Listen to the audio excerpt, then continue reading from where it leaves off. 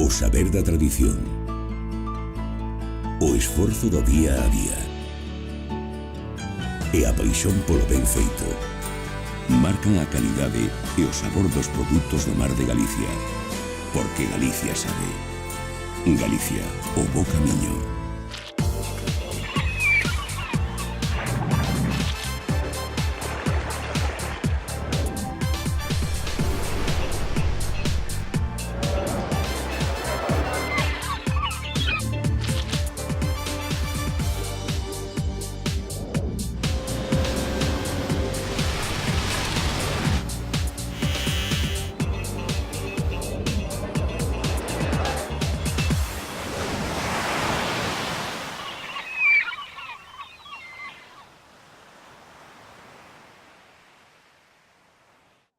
A primeira das sentenzas relata que o 4 de novembro de 2015, mentre se extraían mariscos sen autorización, o condenado puxose agresivo co persoal do pósito que vixiaba a praia crucense do Chazo e mesmo chegou a ameazalos.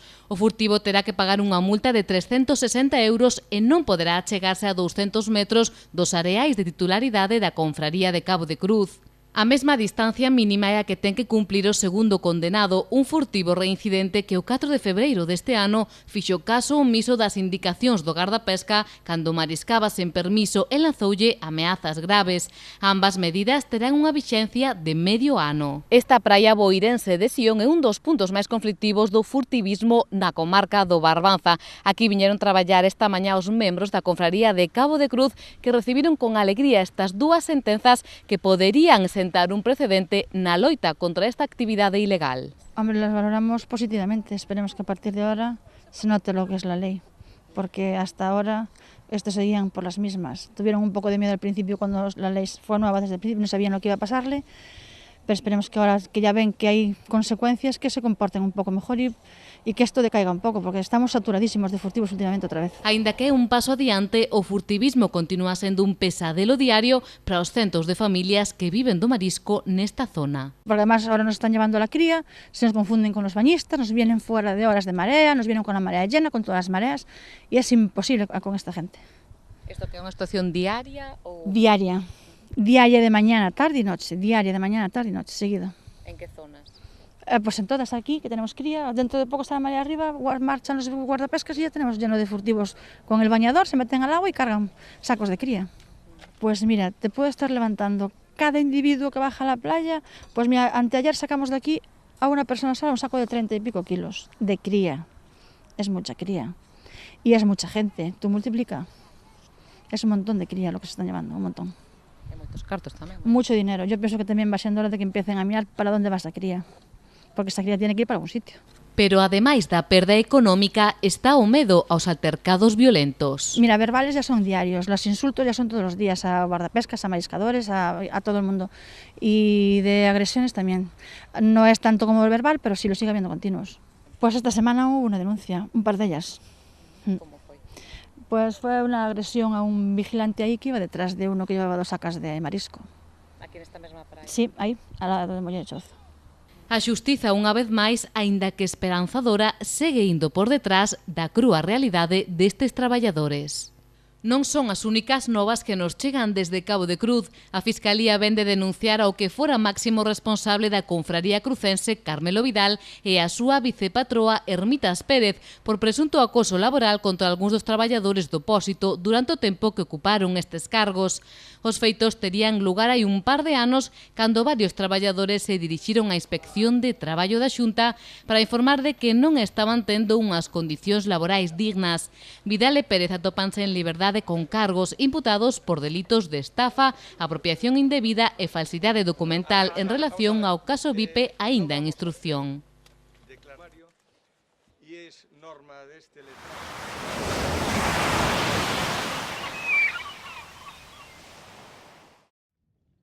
Dende hai varios meses ven funcionando no pósito Rianxeiro un sistema de venda directa a maioristas.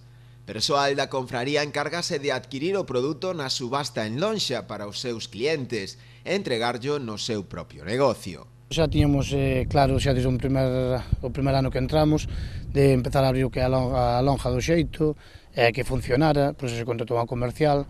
A idea nosa é facilitar o que é o traballo aos peixeiros para que non anden na carretera a 200, facilitar, como hai lonjas que coinciden a hora de subastas e de todo eso, facilitar o que é o traballo a eles. Nós estamos contentos, a ver, hai quen di que non está ben, pero nós estamos contentos tal como está funcionando. A chavala está funcionando moi ben, está levando que é moi ben o tema está organizando que a lonja así un pouquiño á súa forma para levala da súa maneira. Un dos produtos que está a ter maior aceptación é a xouba, aínda que o servizo é extensible tamén a calquera especie que pase por lonxa. A ver, nós desta forma de cara ao inverno, que a cara podes aquí ir nécora, chopo, todo tipo de peixe que ven, pulpo, que ainda ven algún. Nós o que agora, de cara este ano, no voo vamos intentar que se faga o mismo. Vai ser algo máis complicado, pero bueno, vamos a intentar. Sen dúbida, unha das cuestións que máis tivo en conta o Pósito Rianxeiro é que unha parte dos ingresos xerados por esas vendas revirten directamente nos propios petos dos mariñeiros. O que buscamos nós, o que é económicamente que lle sale rentable ao mariñeiro. Que sempre que hai máis compradores, está claro que sempre vai a subir o precio que é o peixe. A nosa idea sempre é buscar sempre que o peixe que traen os mariñeiros que teña un valor añadido nas cousas que fagamos, nós, que se lle dá un valor extra. E nós pensamos que desta forma de vender, os peixeiros que veñen aquí non saben os pelledos que hai por fora. Se a comercial para, eles teñen que intentar parar sempre un pouquinho máis arriba para poder levar peixe tamén. É unha forma de competir entre eles, que non estea tanto monopolio nin tanto de precios. Como dicimos que aos mariñeiros todos, que nos tomen un pouco o pelo, que así como comen eles, que deixen comer aos mariñeiros tamén, que se paguen o que vale o peixe, non por debaixo do seu valor. Non sei o que queremos intentar, que se pague por lo que vale o peixe, porque é un peixe de calidad, fresco, e non pensamos que para vender para o que a día a día, que non é un peixe de €1 nin de 0,50 deste que ven medio congelado, non, é un peixe moi fresco de unha moi boa calidad.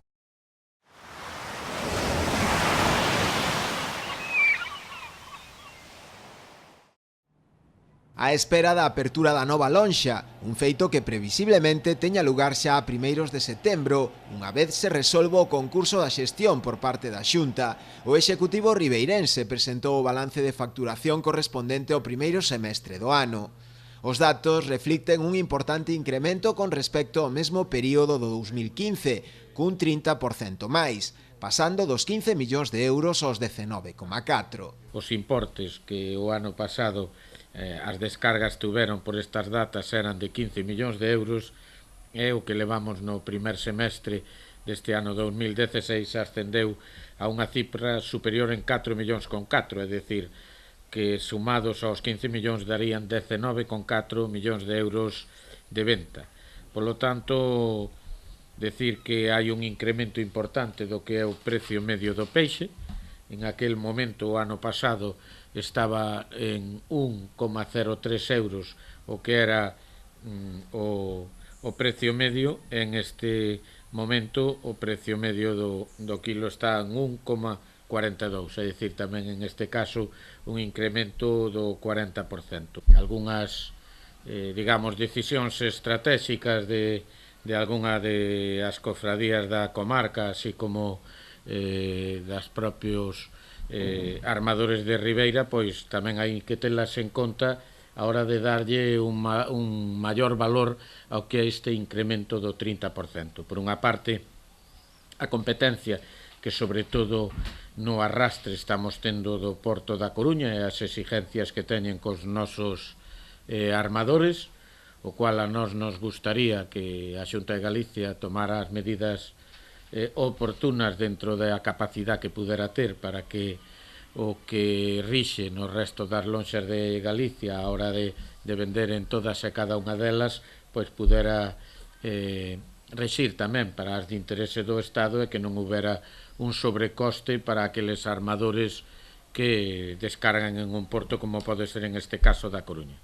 Decir que hai un incremento importante de descargas de o que é basicamente os moluscos, entre outras cousas, bueno, estáse producindo pois descargas de navalla e ameixa da Pobra, e na vallada zona de Muros de Porto do Son, que é, por outra parte, pois tamén decir que seguimos tendo venta de o que son barcos de bandeira portuguesa.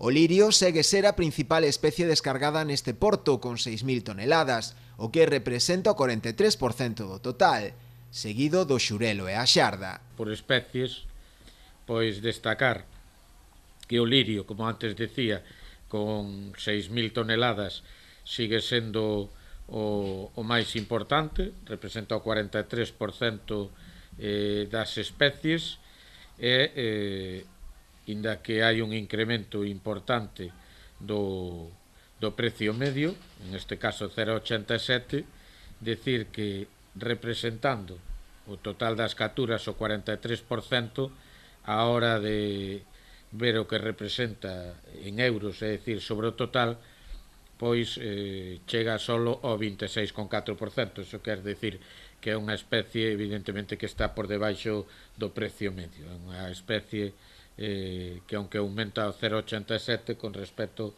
ao que son outras especies, pois é unha especie, digamos, de unha venta relativamente barata. A segunda das especies é o xurel, que ten 2,3 mil toneladas, como ven o precio xa supera o euro ao ser 2,5 millóns de euros o que é o seu precio final. Terceira especie foi a xarda, con cerca de 2.000 toneladas, en concreto 1,9 e 1,7 millóns de euros. Tamén o cabalón é unha especie a destacar, e por último a da pescada, que con 600 toneladas a cada 1,9 millóns de euros de venta, con un importante aumento tamén do precio. Dende o Concello confían en que a apertura da nova rula sirva tamén para mellorar estes datos, o tratarse dunhas instalacións máis modernas que as actuais, dotadas dos mellores equipamentos. Fontes municipais apuntan tamén a que, de seguir con esta tendencia, ao final de ano poderíase alcanzar os 40 millóns de euros de facturación, o que significaría un récord histórico na lonxa. Esperando a apertura da nova, vai a mellorar as condicións de todo o peixe, vai a mellorar o precio medio. Oxalá este ano estamos a punto de batir o récord, penso que 40 millóns é moi posible que se acaden. 40 millóns de euros sería récord de ventas na lonxa. Esperando que suba o precio medio na futura lonxa como mínimo a 2 euros. O sea, co valor añadido de estar climatizado o peixe ten moito máis salida e moito máis mercado. As instalacións son estupendas, a verdade que estuve na lonxa, é unha maravilla de lonxa. Haina que encher, haina que dotar de servicios, e nada, esperando que se inaugure. Mentres tanto, pues continuaremos nesta como sempre.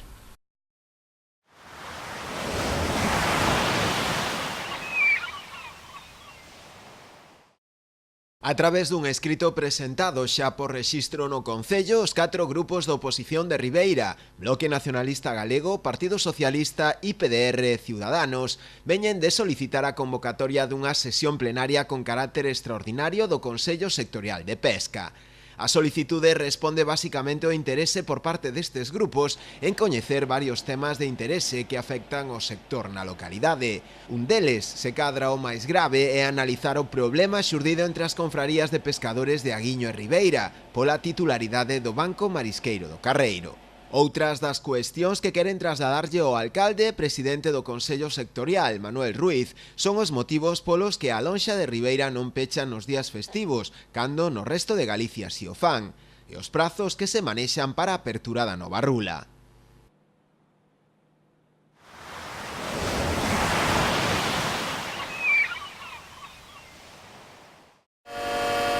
E como cada 16 de xullo, o Porto e os barcos da illa engalanáronse para levar en procesión a súa Virxe do Carme, un día e un percorrido cheo de devoción. A ver, en todos os sitios hai devoción cara á Virxe do Carme, pero eu penso que aquí no pobo da illa é un puntiño máis que os demais. O vivimos moi forte, é unha cousa que levamos no na alma a todos. Esa mesma devoción que fai que uns leven a Virxe por primeira vez e outros que repitan ano tras ano. Como che dixen, eso levase na sangre, é un orgullo que se sinte por dentro. Bueno, eu xa viñen desde fai 5 anos atrás, o sea que xa estou acostumbrada a isto, sí. Un concello que vive por e para o mar. Bueno, a illa é un concello que está volcado ao mar, é lóxico, evidente, ten moitísimas persoas en consecuencia que viven do mar, sexa da agricultura, do marisqueo, da pesca, e a festividade da súa patroa, da Virxe do Carmen, pois tense que vivir como se está vivindo, con a implicación de todo o pobo. Para nós é o día máis grande festivo do ano, así o celebramos. Cada ano temos máis visitantes, aparte de que participa todo o pobo en completo. Xa digo, están todos invitados a vir o día de hoxe por aquí para comprobar que é unha das procesións máis bonitas da ría. Un día festivo para o sentimento, a devoción e no que seguramente tamén houbo tempo para a tradicional verbena que tivo lugar ben entrada a noite.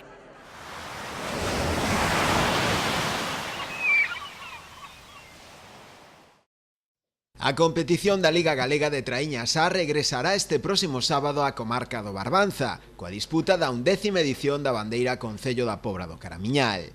A cita está organizada polo Club Remo Puebla en colaboración co propio Concello e a Federación Galega de Remo.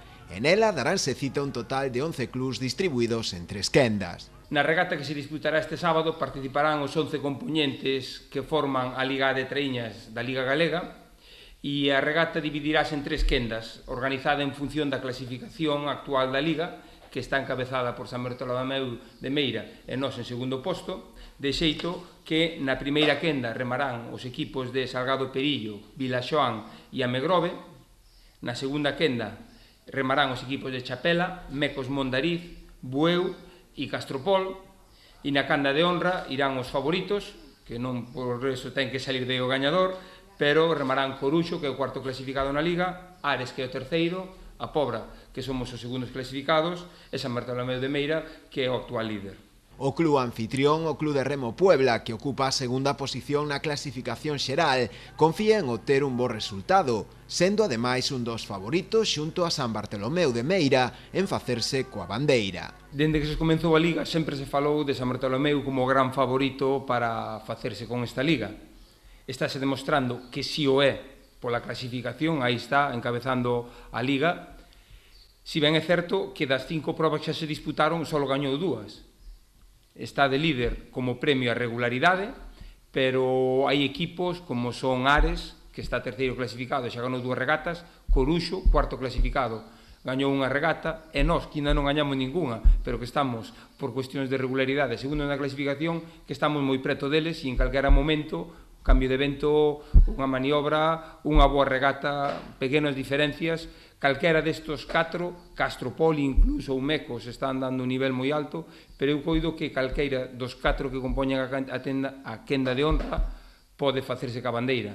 Nós, dende logo, vamos a poñer toda a carne no asador e, como digo, dos que vamos na primeira quenda somos únicos que ainda non gañamos ninguna bandeira, e vamos a intentalo, pero ao 110%. Dende o Concello Pobrense destacaron a importancia desta regata e da aposta que se fai dende o equipo de goberno polo fomento deste deporte tradicional. E corremos, pois o estamos facendo especialmente xunto con outros clubs deportivos que hai no Concello, que son os que realmente funcionan.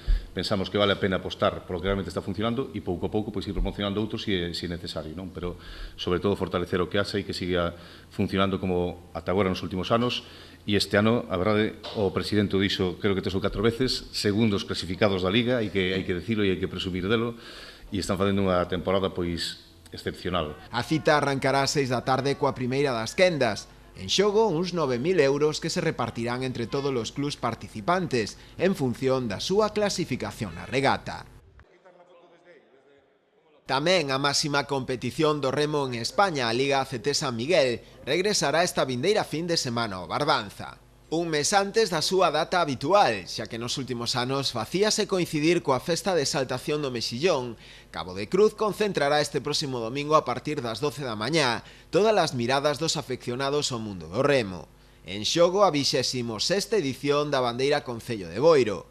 A regata enmárcase no calendario da Liga ACT San Miguel, hoxe en día a competición máis relevante do panorama nacional do remo. A pesar das diferenzas existentes con Hondarribia e Urdaibai, as dúas embarcacións máis fortes a estas alturas da tempada, os crucenses agardan realizar unha boa regata e pelexar pola bandeira. Será unha homenaxe especial para Arturo Romero, máis coñecido polo Foca, recentemente falecido, e que foi un dos fundadores do club. Nos intentaremos estar aí á altura das circunstancias, intentando facer pois o mellor crono posible e que exista a posibilidade de poder levar esta bandeira de tanto prestigio como teñen todas as da Liga San Miguel. E se cabe facer un inciso e unha mención honorífica e especial ao a unha persona que nos acaba de deixar, que é Arturo Romero, conocido como Foca, que o domingo pasado pois nos deixou, non? A nombrar unha anécdota ou decir unha anécdota que se encontraba no momento pois vendo por televisión a regata e acabou a regata e bueno, sufreu un percance e parece ser que foi un infarto e nos deixou. Dende o Concello boirense volveron incidir na importancia desta regata, que forma parte da Liga de Remo máis prestixiosa a nivel nacional. Que Boiro sexa o centro do remo español e mundial pois este fin de semana pois non deixa de ser un acto importantísimo para nós, do cal estamos moi orgullosos. Evidentemente esperamos e desexamos pois que sexa todo un éxito, todo saia ben. Eu tamén quero, desexaría que ganara a regata o Club de Remo de Cabo de Cruz, un meritorio club de remo, humilde económicamente, humilde tamén en medios, pero que suplen moi ben con traballo, esforzo, dedicación e implicación non só dos directivos, senón dos rapaces, as familias. É unha gran afición que teñen aí sempre pois un gran traballo que resulta que de varios anos, en épocas anteriores, xa non podamos estar entre os mellores, aí competindo, ainda que non sea en igualdade de condicións, o cual non é nada malo. O saber da tradición, o esforzo do día a día e a paixón polo ben feito marcan a calidade e o sabor dos produtos do mar de Galicia, porque Galicia sabe. Galicia, o bo camiño.